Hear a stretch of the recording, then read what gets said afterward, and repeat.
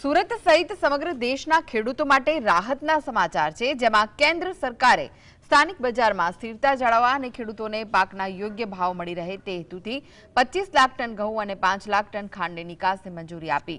ખેડૂત આગેવાન જયેશ દિલાડે આ નિર્ણયને આવકારતા જણાવ્યું કે રવિ સિઝનમાં ઘઉંનું વિક્રમી વાવેતર અને એફસીઆઈ પાસે ઉપલબ્ધ 182 લાખ ટન જથ્થાને જોતા આ નિકાસથી ખાદ્યાન્ન સુરક્ષા પર કોઈ અસર નહીં પડે। સરકારના પગલાથી બજારમાં સ્ટોકનું રોટેશન વધશે અને ખેડૂતોની આવકમાં પણ વધારો થશે।